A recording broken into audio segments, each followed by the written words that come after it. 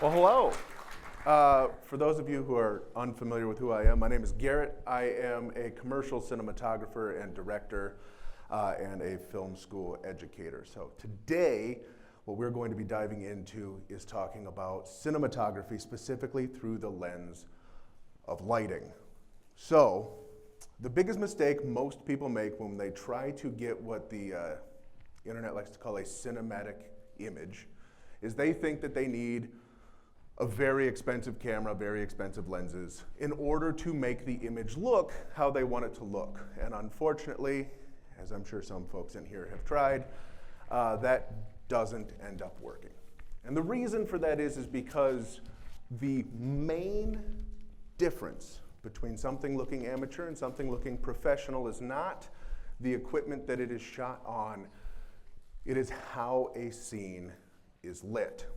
So today we're going to be looking at two things. Primarily we're going to be diving into the lighting and how we can learn and glean from the folks who have come before us and identify how we can light things, use that in our own lighting setups, and then take that information into cinematic language, how we then use and move with cameras to tell stories. Ton of information that we're going to be going over in a very short period of time. I would imagine there's probably going to be some questions. I know that after this, there's a little Q&A thing that we'll be able to do around the corner here. But to dive in, we're going to start here with something that probably everybody's heard of. How many, raise of hands, how many people have heard of three-point lighting? I'm assuming most folks. Right, okay. What I want you to do is I want you to open the back of your brain, lean back, let that all fall out. None of that matters, okay? The thing that most people, when they start getting into lighting, they focus on the wrong things. The important thing with three-point lighting is not having three lighting fixtures that are going to illuminate our scene. It's the principles of why we use those fixtures, okay? So, key light, fill light, and then the third light, which has 1,000 different names, hair light, backlight, rim light, crown light, call it whatever you want, it doesn't matter. What they do is the important part. We need a light source. That's going to be our key. We're going to need to make people look good. That's what our fill does, and we want to make sure that our people don't fall into the background. That's what our backlight does. If you're shooting documentary interview stuff, commercial corporate stuff, three-point lighting will take you very, very far. It is a good thing to focus on, but if you are doing live action narrative cinema, it's fine, but it's not really going to help you. If you really want to take something away from three-point lighting, the single most important thing that's going to make your image look better if you are lighting with a traditional three-point lighting setup is making sure that you are shooting on the far side or the shadow side of the person's face. Okay, so with our subject, we have a key side and a fill side. Key side is going to be our brighter side, fill side is our darker side. Always put the camera on the darker side of the face, regardless of how much contrast you're putting on them. That's what gives us the look and feel of people having kind of a dynamicy to them on screen. We shoot them on the key side, they're going to look very flat because we're on the same side as our source. Now, this traditional three-point lighting setup, we have key is going to be on camera right, fill camera left, and then we have the hair light or backlight behind them, which is, you can see, kind of cresting over the camera left shoulder and the side of the head, okay? Very basic. It's a good place to start. If you are unfamiliar with three-point lighting and you're new to lighting, good place to start. There's a billion YouTube videos on it, but take it with a grain of salt because you don't need three fixtures. If you want to become a good cinematographer, a good gaffer, somebody who works in either the camera or the lighting department, a tool that you can use, that you can very quickly learn on your own is how to reverse engineer lighting. It's not going to be a very big secret, and if you know what to look for, and there are only three things we need to understand, you can then take images from movies and shows and things that you like and reverse engineer that lighting to adopt that into your own lighting strategies, okay? So, we have three types of light that we get to use as filmmakers, okay? And again, music video, corporate, narrative, does not matter. We only have three types of lights. Okay? The first is a source light. We like to call it God's light. This is windows, openings. We're shooting outside, right? open doors, anything that is driven by the sun, any natural lighting source is going to be a source light. Oftentimes, when we try to set up lighting scenarios, this is what will dictate where the key goes in our lighting setup. Follow the source, okay? Number 2 are practical lights. If you want to really ruin movies and shows for yourself, start trying to count lamps in movies. You will never in your life see more table lamps, floor lamps, wall sconces than if you start watching movies. And once you see it, you can't unsee it. We don't need 13 lamps for this living room, but we have them, right? Nobody notices it, nobody pays attention to it, but it's very, very intentional. And those are practical lights. Those are lights that our audience gets to see. Now, very rarely do practical lights behave the way that we want them to, and we're going to get into that a little bit later. But practical lights are lights that exist within the worlds that we're building that our audience gets to interact with. The third, which is where we get to have all of our fun, are studio lights. You hear them called set lights, film lights, studio lights. It all means the same thing. Those are the lights that we get to bring into the space to create the looks that we want to create, okay? If we can identify these lights, we can break down almost any lighting setup, okay? So here we go, I'm laying in bed. The day of this shoot, we were shooting a tutorial and my actor backed out, so then I got to be in front of and behind the camera. Hate that. But if we're gonna break down this scene here, right? We got a shot, pretty easy. We have both a lamp and a phone, right? Those are things that the audience gets to see. Those are things that exist within the world that we're building. Those then are practical lights. On the other side, we've got moonlight coming in through the bedroom window. That is a source light. We've all seen night. Does night actually look like this at all? No, right? The other thing, when we talk about building worlds that our audience gets to live in, we're not creating or recreating reality, right? We're not taking exactly the things that you know and see on your daily basis and putting it into the movie exactly how they are, and our audience gets to see it, because truthfully, most lighting that we interact with on a daily basis is quite ugly, okay? So, it's not about recreating the existing world, it's about creating a new world. Moonlight, not blue. In movies, quite blue, right? The nice thing for us is because people are used to seeing movies, we can rely on things that people have already done, use those to our advantage, and then the audience immediately recognizes it, okay? This is the reason why we shoot primarily in America. If we're shooting at cinema, we're shooting in 23976, right? The only reason we do that is because that is how we have done it since audio and video was combined. People are used to seeing movies that way, so we just make movies that way. We're very creative, okay? Now, when we talk about reverse engineering light, we need to understand how light behaves. The behavior of light, and this goes back to getting practicals to look the way that we want them to, we need to understand light's behavior, okay? It's a spectrum, like everything. We have harsh light to soft light when we talk about how light behaves. We've got two images here. The image on the right is which kind of light? How do we know it's harsh? Shadows, okay? If you want to identify how something is shot, the first thing you should always look for are the shadows. Shadows are the number one thing that are going to betray both position and behavior of light in a scene. Now, if you look at the image on the left, also shot outside, no real defined crispy shadows, right? Soft light. So when we talk about light behavior, and it doesn't have to be, these are two very extreme examples, right? We have a very, very harsh lighting setup, and we have a very, very soft lighting setup. We can have a mixture of the two. It can be a spectrum. But we need to understand how that light behaves, because that is going to dictate how we set up lights, the modifiers we choose to use, and everything else that goes into it. So, always look for the shadows. When we reverse engineer lighting, shadows are going to be number one priority. This is what confuses people a lot of the time, okay? When we are talking about how we get a light to behave the way that we want it to, I'm not talking about intensity, I'm not talking about brightness, I'm just talking about behavior.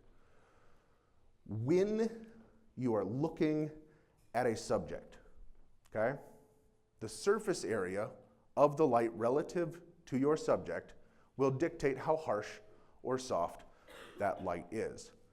The larger the surface area of a light source relative to your subject, the softer that light will become.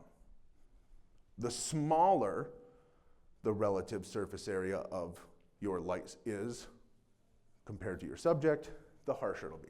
The example I use, the sun. Sun's massive, right? It's a very big ball of gas. It's 109 Earths across. The thing is, it's very, very far away. And because it's far away, relative to the size of a person, the sun is about the size of a dime, right? Which, when we're talking about surface area, very, very, very small. Because of that, when we start looking at the way the sun behaves with a subject in direct sunlight, we get very, very harsh lighting. The same is true with your fixtures, right? Depending on the light fixture that you're using and the surface area of that fixture relative to the subject that you're shooting, you can also dictate that behavior. Now, go to a cloudy day, right? Now, instead of having a dime-sized light source, you now have a light source that blankets pretty much the entirety of the sky around you, which is why you then get very, very soft lighting, okay? This is why oftentimes, if you guys look at the behind the scenes of movies and shows and things like that, you'll see the helium-filled clouds, which are those big diffusion panels, and 4 or 6 people will be running through a scene following a walk and talk. It's literally just to create diffusion between the sun and your person to get people to look the way that we want them to look. Getting into modifying lights. We have 2 kinds of light modifiers available to us. We have on-light modifiers and we have off-light modifiers. As the name implies, on-light modifiers are things like diffusion, softboxes, Fresnel mounts, those kind of things that actually mount onto the fixture itself, and we can use those as modifiers to change the way that a particular fixture behaves. Off-light modifiers are going to be things like flags, scrims, solids, floppies, all of the other types of modifiers that you have, which generally give you a little bit more flexibility and range because they're not going to be fixture specific. And of course, they're obviously not going to be as defined by the amount of weight capacity that they can carry. Anytime we modify a light, we're going to be losing one of 2 things. We're either going to be losing the spread of that light or the intensity of that light, okay? Which is why, if we're talking about diffusion, it's measured in stops, right? Quarter stop, eighth, half, full, stop and a half, whatever. That's actually measuring the amount of light loss you're going to have in exchange for that spread. The opposite of that is something like a scoop, a Fresnel, an intensifier, any of those type of modifiers, barn doors. They're not going to stop down the amount of light. They're going to change the spread of that light and refine that down. So when we're looking at and we're analyzing imagery, which we will here in just a minute, we can then determine what type of modifiers, both on fixture or off fixture, and if we want them to be a diffuser or something that's going to spread the light out or refine the light down. But we need to understand that any time we modify a light, we're going to lose something. And the reason why that's important is because when people think about, I want to become a cinematographer, right? Or I want to become a gaffer, right? Specifically people who want to be DPs, camera ops, videographers, that kind of thing. They want to spend all of their money on lenses, on cameras, on all of the things that are cool and fun to put on, like Instagram selfies, right? Those kind of things. The thing is, those don't make the movies. What makes your movie look the way you want it to look is all done in the lighting department.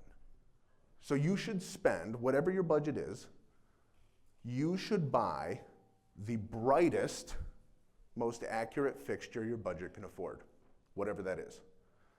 Because the chances of you using that light without a modifier is going to be very, very, very rare. And if we're always going to be losing something when we modify a light, we need to make sure that we're modifying a light that can handle it.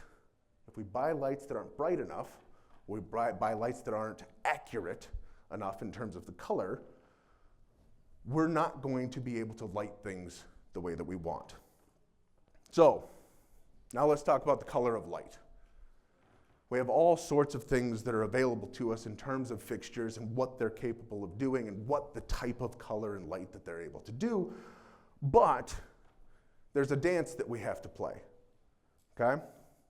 First is our white balance. I'm sure every single person in this room has shot something that they forgot to white balance, or they white balanced in the morning and then by the afternoon, right? How many people in here have shot something and the white balance was just screwed up? That's not enough hands. Some of you are lying, okay? We all have, right? And it's awful. It's terrible. And there's no amount of correction that's actually going to get it to look as good as it could have if we paid attention to the white balance, okay? Dynamic range, we get a little into the weeds here, but the dynamic range of the camera and the color science of the camera are also going to determine like how well color rendition is going to come through, right? Your blue is going to be the first color that's going to clip, followed by red, then green, right? That's just kind of the way that the sensors work. Then we need to talk about the scene itself. Going back to our lighting source, right? If it's daylight, if it's nighttime, if it's exterior, if it's interior, all that's going to dictate the color of light. People's complexion, pigmentation, is also going to affect it. Folks with darker complexions, more melanin in their skin, look better in warmer light. So if you have a bicolor light that's going to take you from that 3200 to 5600, right? If we're working with talent that's going to be darker complexion, we want to work in the warmer light. It works better with skin tone. If you're working with somebody who never goes outside and is an indoor kid, and they're very pale and white, right?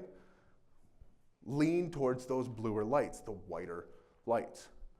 But if we don't take talent into consideration when we're setting up lighting, you're not going to be getting the best look out of the imagery that you can create. Third thing then is the lights themselves. We have lights that are fixed, right? So we talk about like a tungsten light or a quartz halogen light, right? That's a single color source. HMI's single color source. They even make LEDs in single color, which will be either tungsten or daylight balanced. You then have bicolor lights, which is a spectrum between those two. And then you have RGBWW or RGB, whatever the other acronym is, right? You have multicolored full spectrum color lights, right? So depending on the type of light fixture that you have, would also determine how you are then going to control that color. If you have a fixed color temperature light, you would then need to use CTT or CCT, right? CTO, CTB. Color temperature orange, color temperature blue. You then can adjust a single color light to that or use multicolored gels and that kind of thing with your bicolor and your single color lights. RGBWW has that all plugged in, which is super, super nice. So if we look at these four, okay? Let's look at the top two real quick. Talent on the left, darker complexion. We did not shoot it like this. We shoot everything to be as neutral as possible to then color grade later, because then we're able to actually pull out the look and feel of the project that we want to pull from. But if we look at the subject on the top left, right, we shot that at about 32 to 3600 Kelvin. We then were able to color it to get that kind of gross orangey, tealy, David Fincher-esque kind of color grade on it. On the other side at the top, we have one of my dear friends who's a very pale boy, okay? With that, we used much cooler light, still white balanced, kept everything neutral, and then we're able to color grade it to get that really bluish color. At the bottom, we're actually using colored light. Again, bottom left, we're using an orange and green contrasting colors, and in the bottom right, we're using contrasting pink and blue colors. Regardless of whether you are using intentionally colored light or you are using single color light is irrelevant. What it matters is this dance that we play between all of the ways that we can adjust and mess with our color to get the images to look the way that we want them to look. If we're not taking all of this into consideration, we are not going to get the best possible image we can. So, touched on this briefly. There are kind of two schools of thought when it comes to color. There are people who try to get as close as possible in camera, and then there are folks who do it in post. I would argue that unless you are working with a camera that is 12-bit or higher, I would never try to capture my final look and color in camera. Your sensor just isn't going to be able to capture enough color data. You're going to start blowing out some of your color channels and not be able to recover those. If you're working and you're shooting in 12-bit, 14-bit, 16-bit, you've got a lot more latitude to mess around with, okay? But those are more on kind of the more expensive, higher-end cameras that you're able to do that. The easiest and safest thing to do for cameras of any budget is to shoot them as neutral as possible, because that's going to give you the most latitude in post to get the color that you want. How many people in here would define themselves as a colorist? That's about what I thought.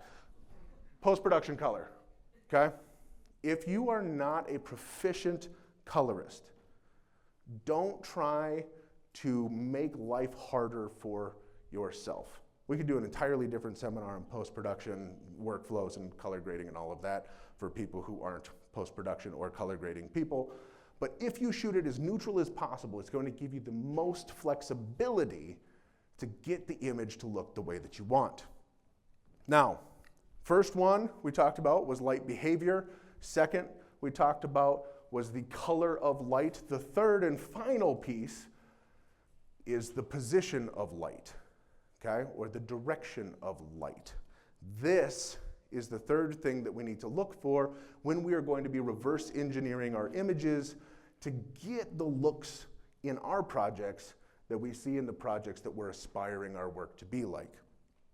And it comes down to the same idea we talked about before, where the shadows are going to be the first thing that betray our direction of light.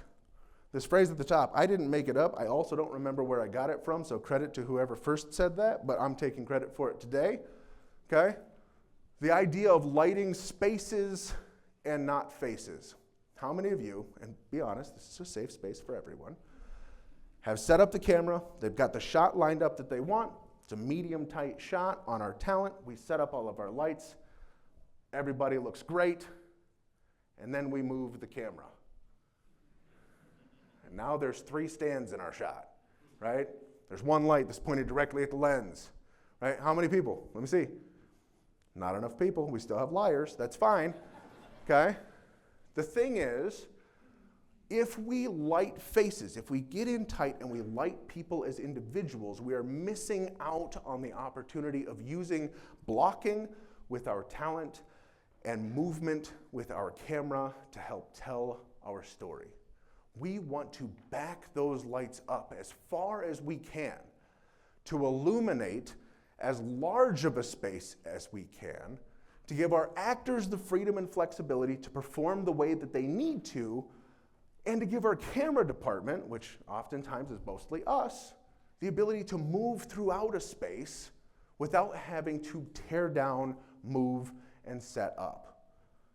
I'm not going to ask for a show of hands because none of you can be trusted, but we've all been on sets where downtime is most of the day. We get a setup, we shoot a thing, okay, now everybody take 10, we're going to reset the lights, okay, now we're going to go shoot this for 3 seconds, now, okay, now we got to reset up, right, we got to do the thing. We've all been there, and I don't need your hands to tell me that, okay? The thing is, if you can eliminate as many lighting setups as possible, you can maximize your efficiency on set, which means that you can shoot more, which means that you can take time to get what you want, whether it's the performances out of your talent, whether it's your first AC not being able to pull focus, whatever it is, you can take the time you need to get the shots that you want for the project at the end. Nothing is more expensive than reshoots. And the more that you can eliminate that by taking the time that you need to, is going to make your shoots more effective and efficient, but also going to make your final projects better. Now, when it comes to the placement of our lights, this goes back to what we were first talking about of like sources, practicals, and then studio lights, right? Practical lights very rarely, if ever, behave the way that we want them to. So because of that, we need to bring in our studio lights to get those lights to interact with the environment in a way that makes people look the way we want them to look, okay? So when we talk about motivating existing light, this is one of the single most important things if you're starting in gaffing or starting as a DP to start paying attention to. Where is the light in the world my audience is seeing coming from? If there is a window over here, my key light should not be set up over here, right? Even if this window is doing nothing for the actual illumination of my scene, right? If there's a giant window over here, my key light should be over here, which means that my studio light is now going to be motivating the existing light within the space. So when my audience says, okay, there's a person in a room, there's a window, the light's coming from that side, that makes sense to me, right? There is not an audience member in the world outside of this room, right, that is going to look at something and be like, well, actually, the light that was coming through that room wouldn't be behaving in the way that nobody cares about that. Nobody's going to notice. Nobody notices the 13 lamps in the living room, right? But what they notice is direction. Where is the light coming from? Why is it over there, right? Now, emphasize your modifying sources. So here's the other thing. Just because a light exists a certain way doesn't mean that we need to use that as a behavior metric. Let's use the lamps, for example. How many people, if you're shooting a YouTube content, interview content, you're shooting, interviews, will just go take a lamp and set it next to a person and turn it on and be like, nailed it. Why? Lamps don't look good. It doesn't create light that is appealing on people. But if I take that lamp, I set it next to the person, and I throw that light on a dimmer switch, and I bring that light down to where it's just enough that I can see that the lamp is on, but it's not bright enough that it's actually really interfering with my scene at all, I can then take a big, nice, soft diffuser, 4x4, 6x6, whatever, take a nice studio light, put it on that side of the lamp, and now take this really nice, soft, glowing light from the lamp side onto my subject. Now people will be like, I gotta buy that lamp. That's a great lamp. Look at them. They look amazing. Okay? That's what we're talking about when we're talking about motivating light. You are using the position of that light as the indicator for where we're placing lights, but you, the artist, get to determine how that light behaves with our talent. Let's look at this real quick. So let's break this down here. We have a scene, we have a person. We are using the principles of our three-point lighting. We're not using three-point lighting itself, right? And we're using multicolored imagery here. Which side of the camera is our key light coming from? Left or right? Left. The blue light, right? If we're looking at somebody's face, the brightest light on the face, that is going to be indicating where our key light is. Now, if the shadows are going to be the thing that tell us the most, our blue key light, how is that light behaving? Harsh light. How do we know it's harsh light? Shadows, right? So if you look at the jawline, if you look at the base of the neck, if you look at the forearm stirring the glass, we have fairly defined lines. Now, it's not sunlight harsh, right? It's a little softer than if we were outdoors, but it is definitely not a very soft, gradiated light.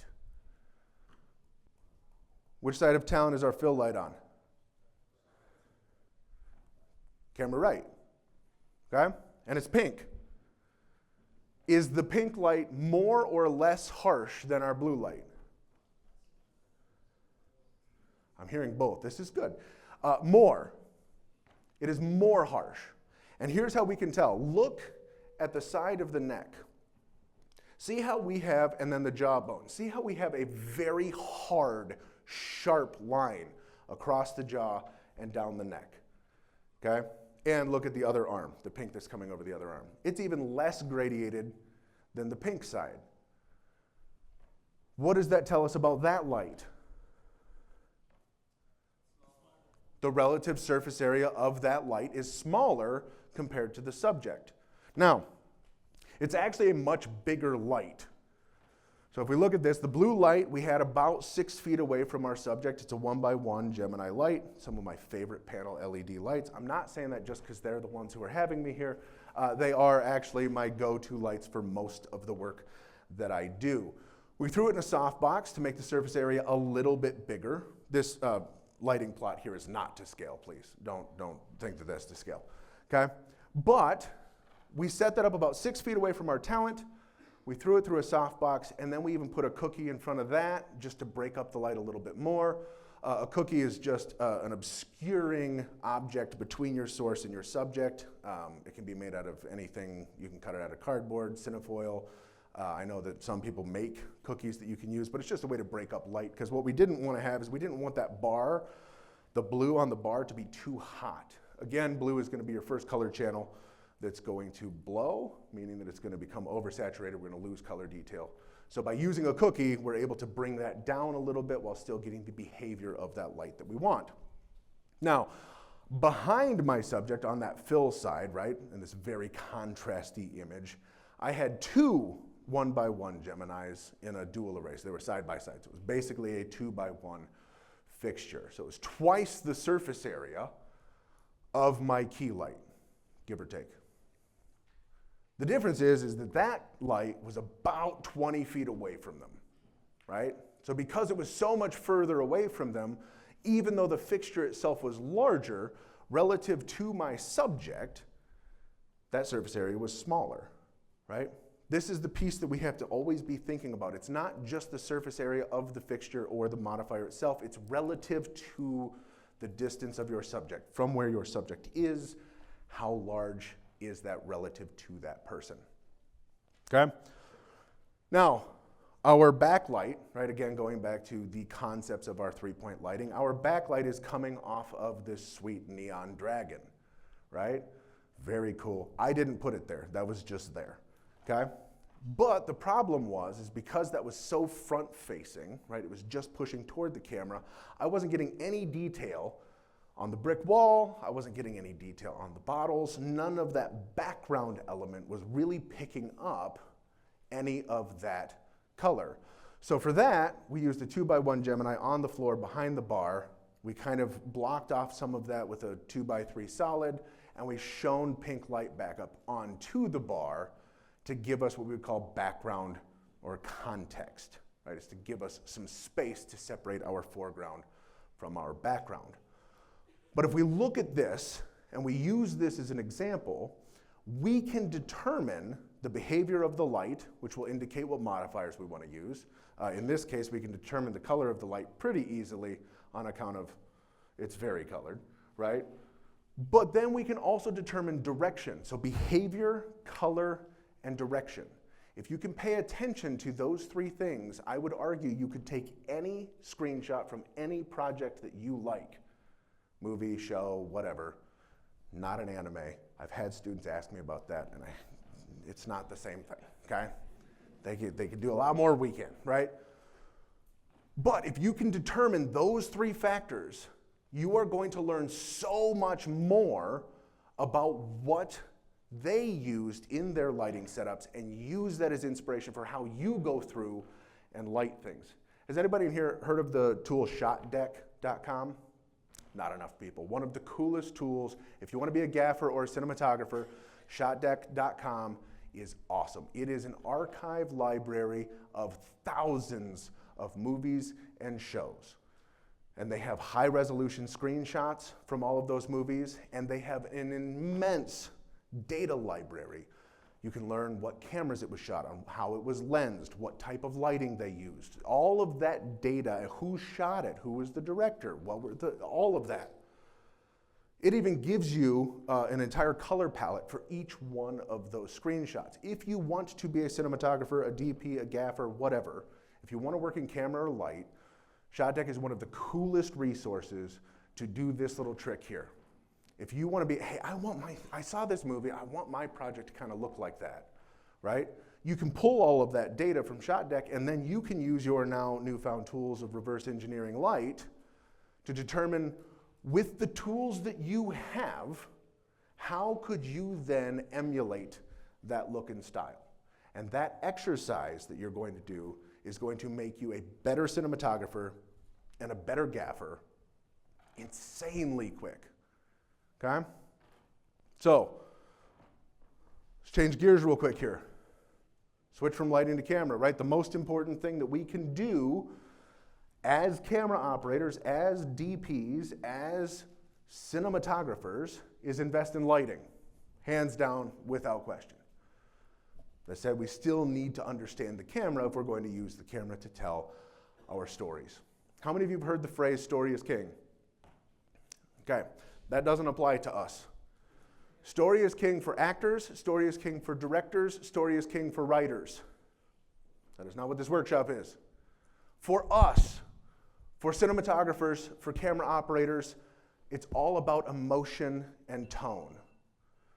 One of the simplest, not easy, but simplest questions a filmmaker can ask themselves is, when someone watches my project, I want them to feel fill in the blank.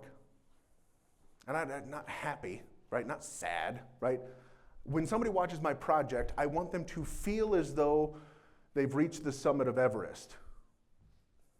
Never done it, but I watched movies that made me feel like that, right?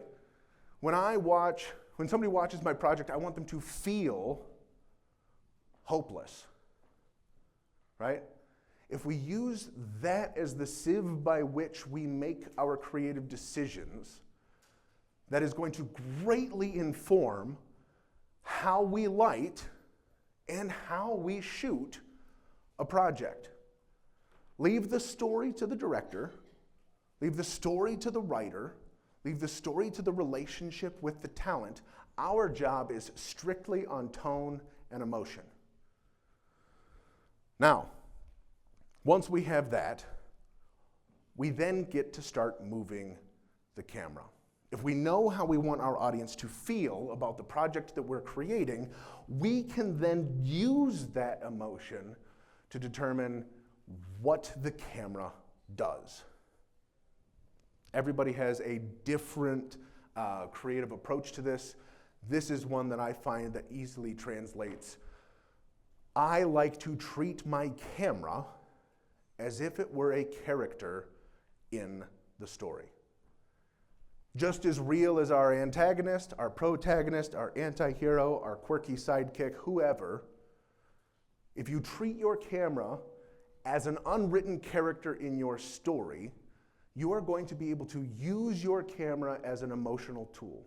And the reason why we get to do that is because what our audience sees, the way that they interact with the worlds that we're building, is solely through the lens that we're showing them.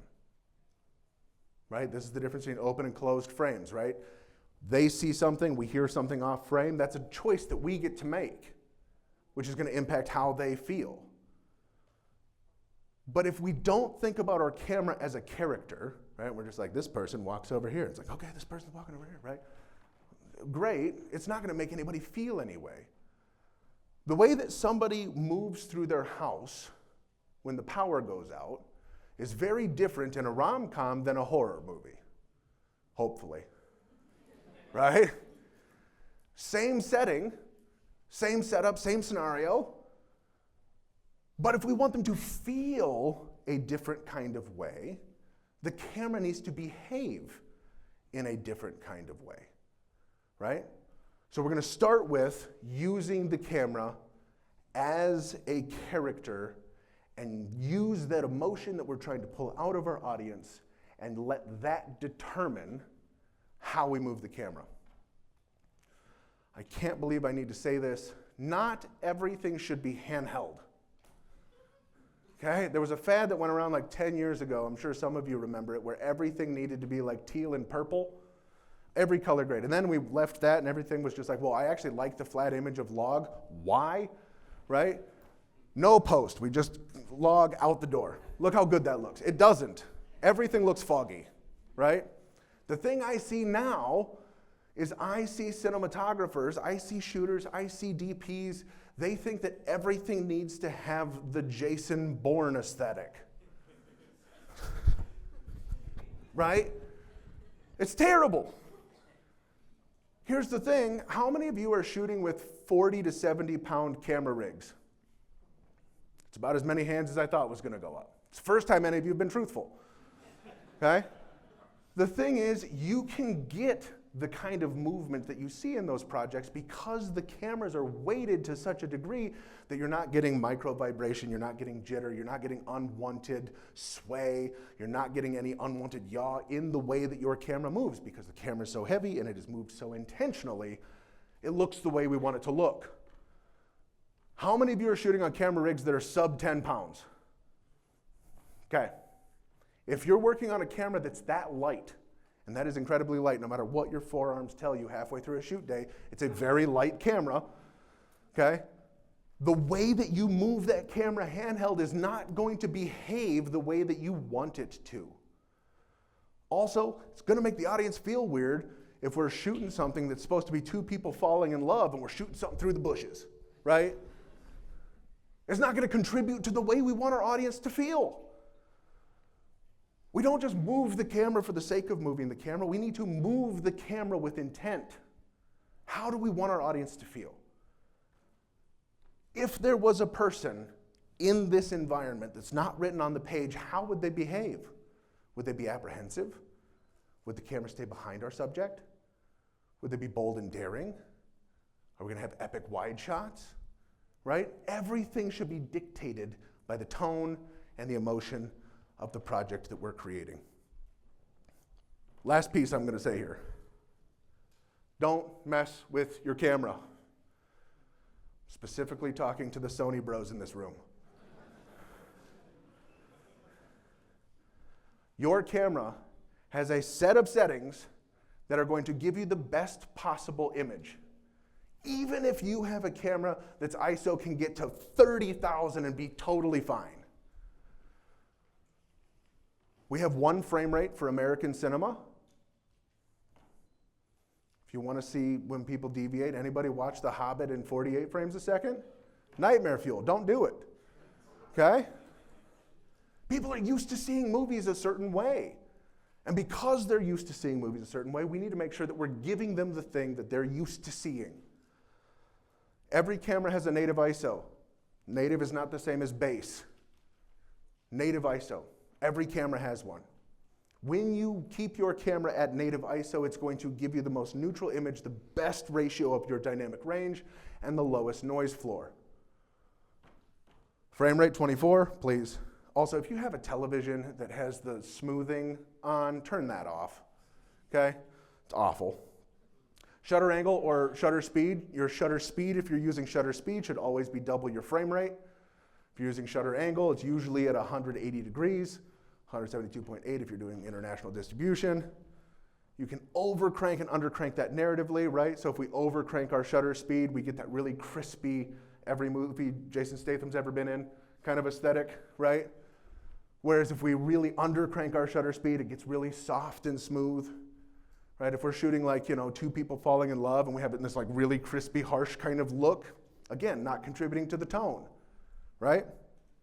Aperture, I put it in f-stops because most of the people in here shoot with photoglass. How many of you shoot with photoglass or hybrid photoglass? How many of you shoot with like true cinema? Okay, yeah, it's about the right ratio. Okay, so f-stop, t-stop, two different ways of measuring the same thing. It's completely an inaccurate statement, but it's good enough. Okay, f-stop somewhere between 2.8 and 8. You start getting into 1.2, 0.95. Good luck. You're gonna have a bad time, all right? And then white balance, right? This is the piece that we're talking about and making sure that we have the right color. All of that combines to making the projects that we create the way that we want them to feel, to get them to be cinematic, right? It starts with lighting. It ends with lighting. There's a little bit of camera in the middle. Okay? That's all I've got. I will be available to you guys for a Q&A afterwards. Oh, thank you.